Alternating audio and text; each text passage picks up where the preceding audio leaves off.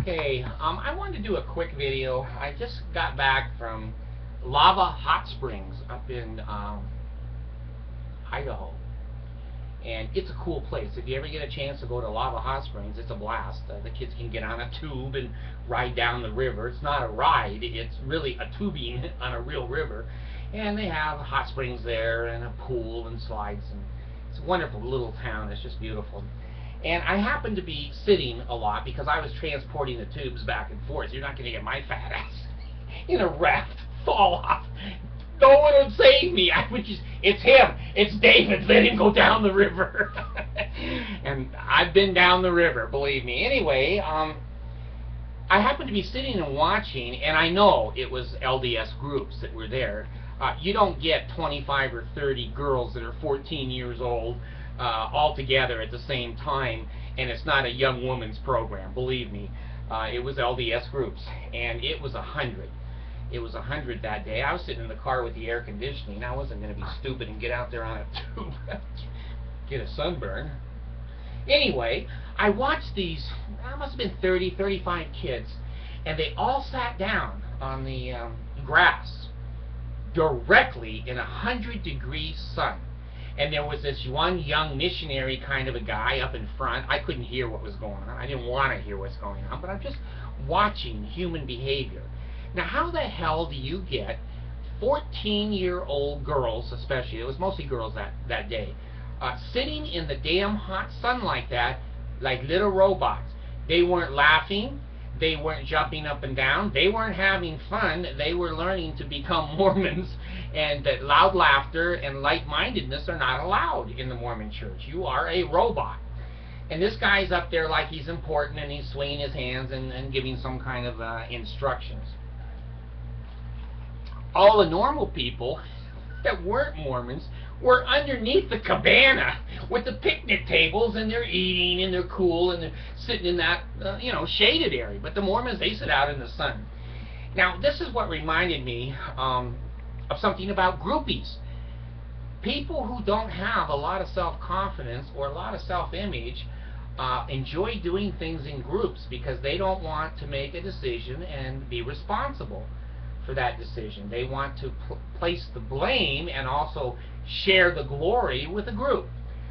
I wasn't familiar with that. I got invited once to speak as the keynote speaker at the Philippine Islands University, which is their large university in the Philippines, to their graduating master's program. Now, I was speaking to 200 or 300 young people who just got their master's degree, and they're going to listen to me, which is punishment, I think, for getting a master's.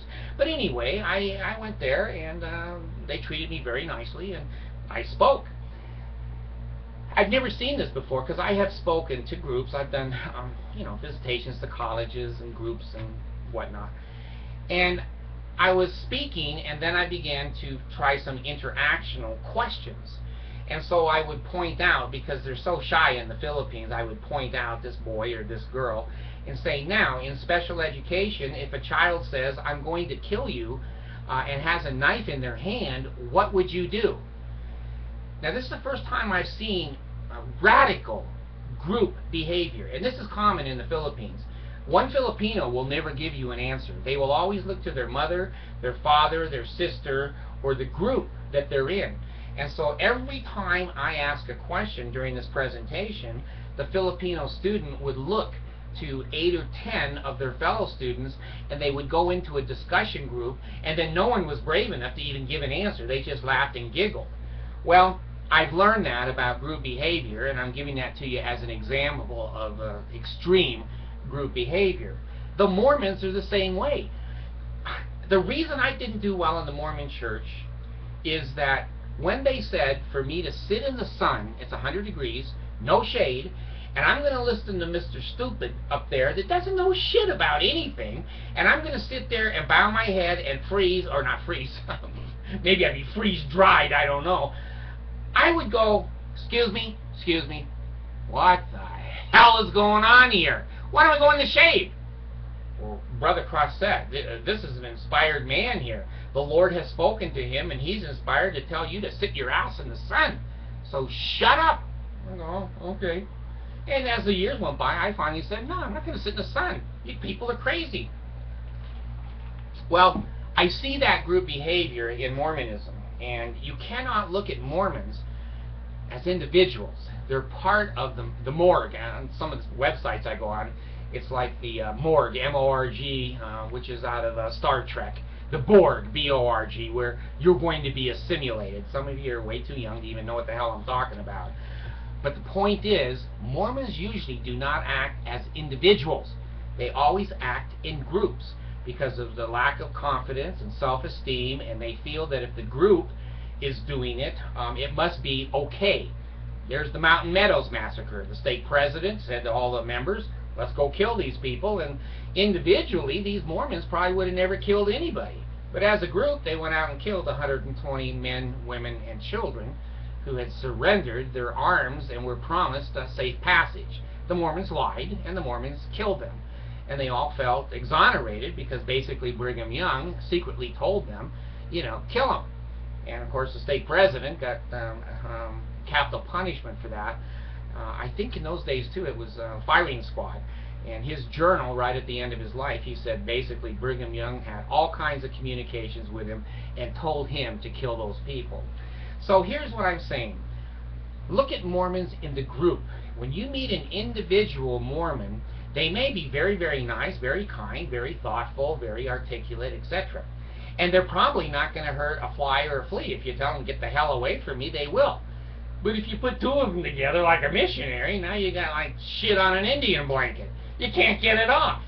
You put 10 or 15 together in an elder's quorum, my God, you've got, the Marines going up Iwo Jima. Now, I'm saying to you, be careful. Don't judge Mormons as individuals, because they're not. They are a Borg organization, and they are out to assimilate the entire world. Their doctrine says that. Their leaders, their policies, their procedures. They believe everyone is going to become a Mormon or is going to burn in hell.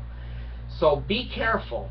When you see Mormons individually, you're not seeing the real Mormons.